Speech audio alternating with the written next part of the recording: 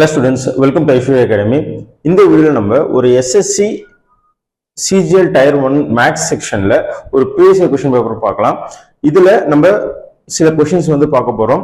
So ஒரு question எப்படி நம்ம அப்ரோச் பண்ணனும், எப்படி நம்ம ஈஸியா எக்ஸிக்யூட் பண்ணலாம்னு பார்க்கலாம். அது மட்டும் இல்லாம நம்மளோட ப்ரிப்பரேஷன்ல ப்ரீவியஸ் இயர் கொஸ்டினை எக்ஸிக்யூட் பண்றது ரொம்ப முக்கியமான ஒரு விஷயம். ஏன்னா நம்மளோட ப்ரிப்பரேஷன்ல ஒவ்வொரு கட்டமா நம்ம அடுத்தடுத்த ஸ்டெப் மூவ் பண்ணிட்டே இருப்போம். அதுல நமக்கு தேர்ட் ஸ்டெப்பை வந்து ப்ரீவியஸ் இயர் கொஸ்டின் பேப்பரை கண்டிப்பா நம்ம ஒர்க் அவுட் பண்ணி ஆகணும். ஏன்னா அதை ஒர்க் அவுட் பண்றது மூலியமா நமக்கு ஒரு கொஸ்டினோட பேட்டர்ன்ஸ் வந்து நம்ம தெரிஞ்சுக்கலாம். ஒரு எக்ஸாமோட பேட்டர்ன் எப்படி இருக்கு, எந்த மாதிரி எவ்வளவு டெப்தா கொஸ்டின்ஸ் கேட்கறாங்க அப்படிங்கிற ஐடியாஸ் வந்து நமக்கு கண்டிப்பா அதுல கிடைக்கும். ஸோ இப்போ நம்ம மேக்ஸ்ல சில கொஸ்டின்ஸ் பார்க்கலாம். ஸோ எப்படி அப்ரோச் பண்ணணும், எப்படி சிம்பிளஸ்ட் வேலை எக்ஸிக்யூட் பண்ணணுங்கிறத நம்ம ஒன் பை ஒன்னா பார்க்கலாம். ஸோ ஃபர்ஸ்ட் நம்ம பார்க்கக்கூடிய சம் பாத்தீங்கன்னா ப்ராஃபிட் அண்ட் லாஸ் பேஸ் பண்ணது. இங்க என்ன கொடுத்துருக்காங்க அப்படின்னா, ஒரு கிராசர் இருக்காரு, அவரு வாங்கின விலைக்கே பொருளை விற்கிறதா சொல்றாரு. இப்படி இருக்கிறப்போ அவரு ஃபேக்கான வெயிட்டை யூஸ் பண்றாரு. என்ன யூஸ் பண்றாருன்னா 1 kgக்கு பதிலா 870 கிராம் யூஸ் பண்றாரு. இப்படி இருக்கிறப்போ அந்த பிசினஸ்ல அவருக்கு கிடைக்கக்கூடிய ப்ராஃபிட் என்னன்னு கேக்குறாங்க. சோ இங்க நம்ம என்ன பண்ணணும்னா, எப்பயுமே பிசினஸ் பொறுத்த வரைக்கும் ஒரு ப்ராஃபிட்டா லாஸா அப்படிங்கறத அந்த செல்லர் பாயிண்ட் ஆஃப் வியூல இருந்தா யோசிக்கணும். இங்க நீங்க பையர் பாயிண்ட் ஆஃப் வியூல இருந்து யோசிக்க கூடாது. அப்ப செல்லர் பாயிண்ட் ஆஃப் வியூல இருந்து யோசிக்கிறப்போ இந்த பிசினஸ்ல நான் எவ்வளவு இன்வெஸ்ட் பண்ணிருக்கேன், அதுக்கான ரிட்டர்ன் என்ன கிடைச்சிருக்குங்கிறது தான் ஃபர்ஸ்ட். சோ இங்க இந்த செல்லர் என்ன பண்றாருன்னா, அவரு ஃபர்ஸ்ட் ஃபேக்கா ஒரு நியூஸ் சொல்றாரு, நான் வாங்கின வரைக்கும் விற்கிறேன்னு சொன்னாலும் அவரு இன்வெஸ்ட் பண்றதுன்னு பாத்தீங்கன்னா 870 கிராம் தான் இன்வெஸ்ட் பண்றாரு. ரிட்டர்னா அவருக்கு எவ்வளவு கிடைக்குதுன்னா 1000 கிராம் ஒர்த்து அவருக்கு ரிட்டர்னா கிடைக்குது. இதன் மூலியமா அவருக்கு ஒரு 130 கிராம் வந்து அவருக்கு ப்ராஃபிட் மேக் பண்றாரு. இதுதான் இதுல முக்கியமான பாயிண்ட். அப்போ இது எப்படி எக்ஸிக்யூட் பண்ணலாம்? நம்ம எப்பயுமே பர்சன்டேஜ் கேட்கறாங்க அப்படின்னா ஒரு ஃபிராக்ஷன் எடுத்துக்கணும். அந்த ஃபிராக்ஷன்ல டினாமினேட்டர்ல பேஸ் என்னவோ அதை போட்டுக்கணும். மேல என்ன கொஸ்டின் கேட்கறாங்களோ அந்த வேல்யூ போட்டுக்கணும். இன்டூ 100 மல்டிப்ளை பண்ணா நமக்கான பர்சன்டேஜ் கிடைச்சிடும். இங்க ப்ராஃபிட் பர்சன்டேஜ் கேட்கறாங்க. பிசினஸ் பொறுத்த வரைக்கும் எப்பயுமே காஸ்ட் பிரைஸ் தான் நமக்கு பேஸ் வேல்யூ. அப்போ இங்க காஸ்ட் பிரைஸ் வந்து 870 கிராம், ப்ராஃபிட் எவ்வளவு அப்படின்னா 130. இந்த இடத்துல நம்ம என்ன கொஸ்டின் கேட்கறாங்களோ அதை நம்ம போடணும். ப்ராஃபிட் கேட்கறதுனால நான் 130 போட்டுக்கிறேன். இன்டூ 100. இது சிம்பிளிஃபை பண்ணோம் அப்படின்னா இந்த 0 கட் ஆயிடும். Balance 13 into 100 1300 divided by 87. இப்போ இதை நம்ம டிவைட் பண்ணா நமக்கு ஃபைனல் ஆன்சர் கிடைச்சிடும். சோ அதுக்கான ஆப்ஷன்ஸ் இங்க இருக்கு. இது எப்படி நம்ம எக்ஸிக்யூட் பண்ணணும்னா 130ல எத்தனை 87 இருக்குன்னு பார்த்தா 1 தான் இருக்கு. பேலன்ஸ் வந்து நமக்கு 43, பக்கத்துல 0 போட்டுக்கிறேன். 430ல எத்தனை 87 இருக்குன்னு பார்த்தா நமக்கு 14. சோ அப்ப ஆன்சர் வந்து 14 சம்திங்ல தான் இருக்கும். நம்ம அடுத்ததை எக்ஸிக்யூட் பண்ணணுங்கிற அவசியம் கிடையாது. இங்க ஆப்ஷன் பாக்குறப்போ ஒரே ஒரு ஆன்சர் மட்டும் தான் 14 சம்திங் இருக்கிறதுனால இதை நம்ம ஆன்சர் சூஸ் பண்ணிக்கலாம். So answer is 14.19%. அடுத்து நம்ம பார்க்க போற சம் வந்து ஒரு time and distance based concept. இதுல என்ன கொடுத்திருக்காங்கன்னா, ஒரு சர்க்குலர் ரேஸ் நடக்குது. அந்த ரேஸோட லென்த் பாத்தீங்க அப்படின்னா 840 meter between A and B. So அவங்க ரெண்டு பேரும் ஒரே பாயிண்ட்ல ஸ்டார்ட் பண்றாங்க, ஒரே டைரக்ஷன்ல ஓடுறாங்க. அவங்களோட ஸ்பீட் என்ன கொடுத்திருக்காங்க அப்படின்னா 6 meter per second, 12 meter per second. இப்போ கொஸ்டின் என்னன்னா, after how much time will they meet next. So எவ்வளவு நேரம் கழிச்சு ஓட ஆரம்பிக்கிறப்போ, ஸ்டார்ட் பண்றப்போ ஒரே பாயிண்ட்ல தான் ஸ்டார்ட் பண்றாங்க. சோ ஓட ஆரம்பிச்சதுக்கு அப்புறம் எவ்வளவு நேரம் கழிச்சு திரும்பி அவங்க ஒரே பாயிண்ட்ல மீட் பண்ணுவாங்கிறது தான் கொஸ்டின். இங்க ரெண்டு பர்சன்ஸை கம்பேர் பண்றதுனால இங்க நம்ம என்ன யூஸ் பண்ணணும்னா, ரிலேட்டிவ் ஸ்பீட் அப்படிங்கிற இந்த வேல்யூ தான் யூஸ் பண்ணணும். எப்பெல்லாம் ரெண்டு பர்சன்ஸ் பத்தி பேசுறாங்களோ அப்போ கண்டிப்பா கம்பேர் பண்ணி பேசுறாங்களோ, சரியா? சோ ஒருத்தர் கம்பேர் பண்ணி பேசுறப்போ ரிலேட்டிவ் ஸ்பீட் கான்செப்ட் யூஸ் பண்ணணும். இங்க ரிலேட்டிவ் ஸ்பீட் சேம் டைரக்ஷன்ல போறப்ப என்ன பண்ணணும்னா, அந்த அவங்களோட ஸ்பீடுக்கு டிஃபரன்ஸ் எடுத்துக்கணும். சோ 12க்கும் 6க்கும் டிஃபரன்ஸ் பாத்தீங்க அப்படின்னா 6 மீட்டர் per second இல்லையா? அப்போ அவங்களோட ரிலேட்டிவ் ஸ்பீட் வந்து 6 மீட்டர் per second. நெக்ஸ்ட் இப்போ நம்ம இதை எப்படி எக்ஸிக்யூட் பண்ணணும் அப்படின்னா, ஜஸ்ட் அந்த 840 சர்க்குலர் ஃபீல்டு இருக்கு, அதோட லென்த் எவ்வளவு நமக்கு 840 இருக்கு இல்லையா? அந்த 840 இப்ப ரிலேட்டிவ் ஸ்பீடால நம்ம டிவைட் பண்ணா நமக்கு அந்த டைம் கிடைச்சிரும். So 140 seconds. அப்போ ரேஸ ஸ்டார்ட் பண்ணி எவ்வளவு நேரம் கழிச்சு அவங்க மீட் பண்ணுவாங்க? 140 செகண்ட்ஸ் கழிச்சு அவங்க மீட் பண்ணுவாங்க. அடுத்து நம்ம பார்க்க போற டைப் பாத்தீங்கன்னா டிஏல டேபிள் டைப். இதுல என்ன கொடுத்திருக்காங்கன்னா, இந்த டேபிள் இருக்கு. இந்த டேபிள்ல 3 ஸ்டூடெண்ட்ஸோட 3 சப்ஜெக்ட் மார்க் என்னங்கிறத கொடுத்திருக்காங்க. இதுல ஒவ்வொரு சப்ஜெக்ட்லயும் மேக்ஸிமம் மார்க் என்ன அப்படிங்கிறது கொடுத்துருக்காங்க. இந்த டேபிள்ல இருக்கிற இந்த வேல்யூ எல்லாமே வந்து பாத்தீங்கன்னா பர்சன்டேஜ். 87. ஸோ இது எல்லாமே வந்து பாத்தீங்கன்னா பர்சன்டேஜ். ஒவ்வொரு எக்ஸாம்லயும் அவங்க எவ்வளவு ஸ்கோர் பண்ணிருக்காங்க. ஹிஸ்டரியில ராம் 54% ஸ்கோர் பண்ணிருக்கான். அப்போ இந்த 175ல 54% எவ்வளவு நம்ம ஃபைண்ட் அவுட் பண்ணாதான் நமக்கான மார்க் கிடைக்கும். ஸோ இதுதான் கான்செப்ட். இப்போ கொஸ்டின் தகுந்த மாதிரி நம்ம எக்ஸிக்யூட் பண்ணிக்கலாம். ஸோ கொஸ்டின் என்ன கொடுத்துருக்காங்க? In order to pass the examination, a minimum 105 marks needed in history. ஹிஸ்டரியில 105 மார்க் எடுத்தாதான் ஒருத்தர் பாஸ் பண்ண முடியும்னு சொல்றப்போ யாரு வந்து then how many students pass in the exam? அப்ப எத்தனை பேர் பாஸ் பண்ணிருக்கிறதா கேக்குறாங்க. அப்போ மொத்தம் 3 பேர்ல 105 மார்க் எடுத்திருக்கணும். அப்ப இங்க நம்ம எப்படி அப்ரோச் பண்ணலாம்னா, இங்க கொடுத்திருக்கிறது பர்சன்டேஜ்னால இந்த 175ல 105 எவ்வளவு பர்சன்டேஜ் அப்படிங்கறத பார்த்தோம் அப்படின்னா ஈஸியா நம்ம ஆன்சர் போட்டுடலாம். எப்படி போடலாம்னா, ஃபர்ஸ்ட் பர்சன்டேஜ் கண்டுபிடிக்கணும்னாலே நம்ம முன்னே சொன்ன மாதிரி ஒரு ஃபிராக்ஷன் இருக்கும், டினாமினேட்டர்ல பேஸ் வேல்யூ போட்டுக்கணும். இங்க ஹிஸ்டரியை பத்தி பேசுறதுனால ஹிஸ்டரியோட டோட்டல் மார்க் இங்க போட்டுக்கிறேன். 105 தான் எவ்வளவு பர்சன்டேஜ் ஃபைண்ட் அவுட் பண்ண போறோம். அதனால அதை மேல போட்டுட்டு இன்டூ 100 நம்ம மல்டிப்ளை பண்ணிக்கலாம். இது நம்ம சிம்பிளிஃபை பண்றப்போ 25ஆல கட் பண்ணீங்க அப்படின்னா இது 7 டைம்ஸ் வரும், இது 4 டைம்ஸ் வரும். எகைன் இதை நம்ம சிம்பிளிஃபை பண்ணோம் அப்படின்னா இது 15 into 4 என்ன நமக்கு 60. அப்போ 60% எடுத்திருந்தா ஒருத்தர் பாஸ். அப்படி பாக்குறப்போ இங்க இவன் 54 தான் எடுத்திருக்கான், இவன் 51 தான் எடுத்திருக்கான், இவன் ஷாம் தான் நமக்கு 75% எடுத்திருக்கான். அப்போ எவ்வளவு ஸ்டூடெண்ட்ஸ் பாஸ் ஆயிருக்காங்க? ஒரு ஸ்டூடெண்ட் வந்து பாஸ் ஆயிருக்காங்க. அடுத்தது நம்ம ஒரு பைப் பேஸ்ட் சம்ஸ் பார்க்கலாம். fill pipe P is 21 times faster than fill pipe Q. So ரெண்டு பைப் இருக்கு, P and Q. இந்த ரெண்டு பைப்பை கம்பேர் பண்றப்போ இந்த பைப் விட இந்த பைப் வந்து 21 டைம்ஸ் ஃபாஸ்டரா அந்த ஒர்க்கை செய்யும்னு சொல்றாங்க. ஸோ இது வந்து டைம் பேஸ் பண்ணது கிடையாது, அந்த பைப்போட எஃபிஷியன்சி. ஸோ ஒருத்தர் கம்பேர் பண்றப்போ யார எஃபிஷியன்டா ஒர்க் பண்றாங்கன்னு சொல்லியிருக்காங்க. இப்படி இருக்கிறப்போ ஒரு செஸ்டனை ஃபில் பண்றதுக்கு கியூ எவ்வளவு டைம் எடுத்துக்குது அப்படின்னா 110 minutes எடுத்துக்குது. அப்படின்னா ரெண்டு பைப்பும் அட் அ டைம்ல ஓபன் பண்ணி விட்டோம் அப்படின்னா நமக்கு எவ்வளவு டைம் எடுக்குங்கிறதா கொஸ்டின். ஸோ எப்பயுமே நெக்ஸ்ட் நம்ம ஃபைண்ட் அவுட் பண்ண வேண்டியது என்னன்னா டோட்டல் ஒர்க் என்ன அப்படிங்கறத நம்ம ஃபைண்ட் அவுட் பண்ணணும். ஸோ டோட்டல் ஒர்க் எப்படி ஃபைண்ட் அவுட் பண்ணலாம்னா, கியூ எடுத்துக்கிற டைம் பாத்தீங்கன்னா 110 minutes, கியூவோட கெப்பாசிட்டி பாத்தீங்கன்னா 1. இது ரெண்டையும் மல்டிப்ளை பண்ணோம் அப்படின்னா நமக்கு டோட்டல் ஒர்க் என்னங்கிறது கிடைச்சிடும். தட் இஸ் இங்க 110ஆவே இருக்கு, இங்க 1 இருக்கிறதுனால. இப்போ பியும் கியூவும் சேர்ந்து அட் டைம்ல எவ்வளவு ஃபில் பண்ணுவாங்க அப்படின்னா இது ரெண்டையும் நம்ம ஆட் பண்ணிக்கணும். That is 22. அப்போ 110 22ஆல நம்ம டிவைட் பண்ணா நமக்கான ஆன்சர் கிடைச்சிடும். ஸோ 110 120 டிவைட் பண்றப்போ நமக்கு 5. அப்போ ரெண்டு பைப்பும் நம்ம அட் டைம்ல ஓபன் பண்ணி விட்டோம் அப்படின்னா நமக்கு எவ்வளவு டைம்ல ஃபில் ஆகும் அப்படின்னா 5 minutesல நமக்கு ஃபில் ஆகும்.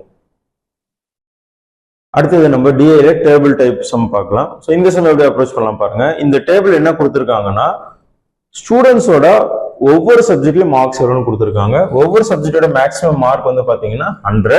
இதுல இவங்க எவ்வளவு மார்க் ஸ்கோர் பண்ணிருக்காங்க அப்படிங்கறத கொடுத்துருக்காங்க. ஸோ இதுதான் இந்த டேபிள்ல நம்ம அண்டர்ஸ்டாண்ட் பண்ணிக்க வேண்டியது.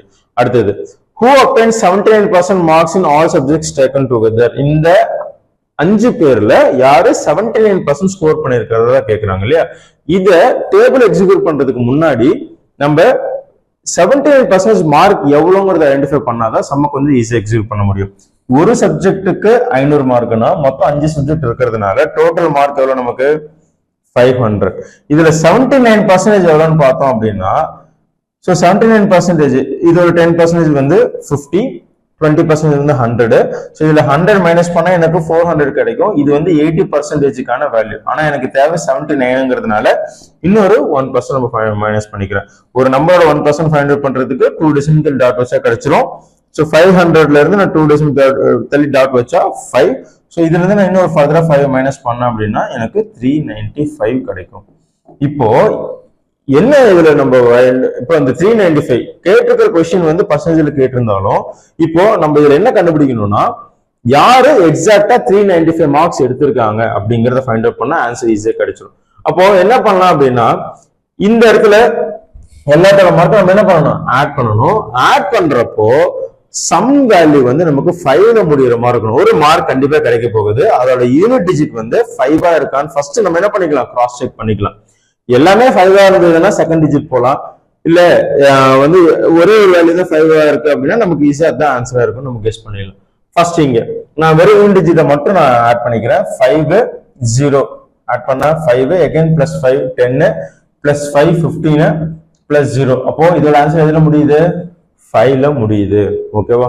ரைட். ஆனா இதை வச்சு நம்ம கெஸ் பண்ண முடியாது. ஏன்னா இன்னொரு ஆன்சர் எதுல முடியல? 5ல முடியல, முடியாமலே இருக்கலாம். அதை நம்ம கிராஸ் செக் பண்ணி பார்த்துக்கலாம். அடுத்தது இங்க பார்த்தோம்னா 9 plus 6 15 15 plus 0 0 0 plus 8 0 means நான் வெறும் யூனிட் டிஜிட் மட்டும் சொல்லிட்டு வரேன். 16 plus 9 plus 6 15 5 எடுத்துக்கலாம். 5 plus 0 திரும்பி 5 வந்துரும். 5 plus 8 23 again 3 வந்துரும். 3 plus 4 7. அப்போ இதோட ஆன்சர் எதுல முடியும்? நமக்கு 7ல முடியும். அடுத்தது இங்க 3 plus 4 7 7 plus 7 14 4 மட்டும் எடுத்துக்கலாம். 14 plus அந்த 4 plus 5 9. அப்போ இங்க ஆன்சர் 9ல கம்ப்ளீட் ஆகுது. அப்போ இதுவும் ஆன்சர் கிடையாது. 6 plus 5 11 1 எடுத்துக்கலாம். 1 plus 6 7 7 plus 6 13. I mean இங்க நம்ம 3 எடுத்துக்கலாம். 3 plus 8 31. ஸோ அப்போ இங்க நம்ம 1 எடுத்துக்கலாம். 31 லாஸ்ட் யூனிட் டிஜிட் 1.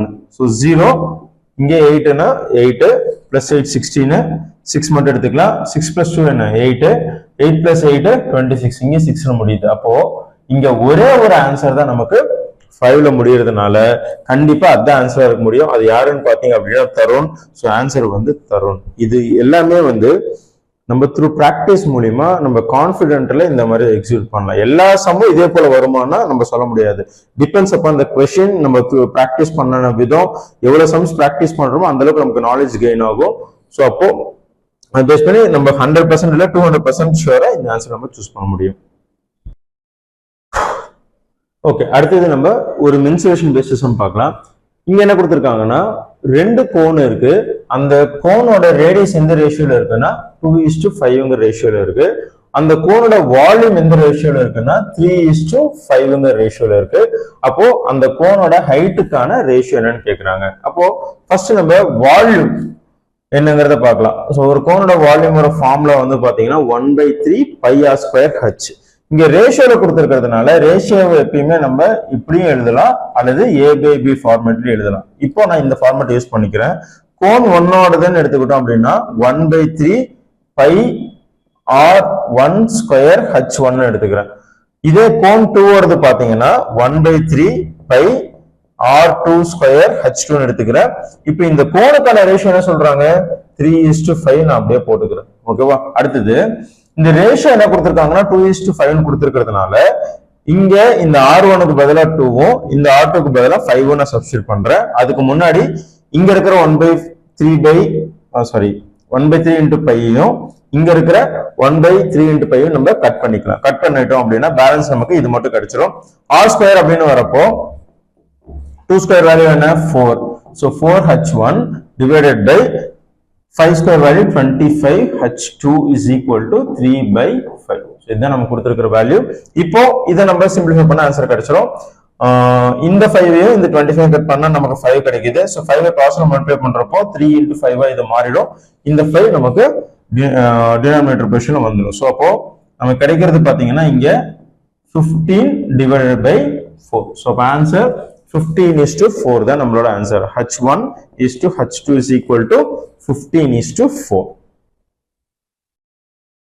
இங்க என்ன கொடுத்திருக்காங்கன்னா which of the following can be the value of k so that the number something is divisible by 6. இங்க 6ஓட divisible rule என்ன அப்படின்னா ஒரு நம்பர் நமக்கு ஈவன் நம்பரா இருக்கணும். அதே சமயம் அந்த டிஜிட்ஸ்ல அந்த நம்பர்ல இருக்கிற டிஜிட்ஸ் எல்லாத்தையும் ஆட் பண்ணா நமக்கு மல்டிபிள்ஸ் ஆஃப் 3 வரணும். இது வந்தது அப்படின்னா நமக்கு அது 6ஆல டிவைட் ஆகும்னு சொல்லிடலாம். இப்போ இங்க கேங்கிற இடத்துல எந்த நம்பர் வரும்னு பாக்குறப்ப கண்டிப்பா ஆப்ஷன்ல இருக்கிறத ட்ரை பண்ணி பார்க்கலாம். ஆப்ஷன்ல கொடுத்திருக்கிறது எல்லாமே என்னதான் ஈவன் நம்பரா இருக்கிறதுனால இது சாட்டிஸ்ஃபை ஆகுது. நெக்ஸ்ட் இந்த டிஜிட்ஸ் எல்லாம் சம் பண்ணா 3 வருதா நம்ம செக் பண்ணிக்கலாம். ஸோ இங்க 2 1 7 9 2 4 அண்ட் இங்கதான் நம்ம என்ன வருதுன்னு ஃபைண்ட் அவுட் பண்ண போறோம். ஸோ டிஜிட்ஸ் எல்லாம் சம் பண்ணிட்டே வரேன். 21 இங்க 2 1 எடுத்துக்கிறோம். So 2 plus 1 3 3 plus 7 10. இப்போ 10 plus 9 19 19 plus 2 21 21 plus 4 25. இந்த 25ஓட இப்போ 25 மட்டும் எடுத்துக்கிறேன்னா இந்த 2 and 5 ஆட் பண்றப்ப என்ன கிடைக்கும் 7 கிடைக்கும் இல்லையா. இப்ப 7ஓட எந்த நம்பரை ஆட் பண்ணா நமக்கு அடுத்த 3யோட மல்டிபிள்ஸ் கிடைக்கும்னு பார்க்கணும். ஏன்னா 7க்கு அடுத்த 3 மல்டிபிள் 9 தான். இப்ப ஒரு நம்பர் ஆட் பண்றது மூலமா நமக்கு என்ன கிடைக்கணும் 9 கிடைக்கணும். அப்போ எந்த நம்பர் ஆட் பண்ணா 9 கிடைக்கும் அப்படின்னு பாத்தீங்கன்னா 2 ஆட் பண்ணாதான் கிடைக்கும். சோ அப்ப நம்ம ஆன்சர் என்னது 2 தான் நம்மளோட ஆன்சர்.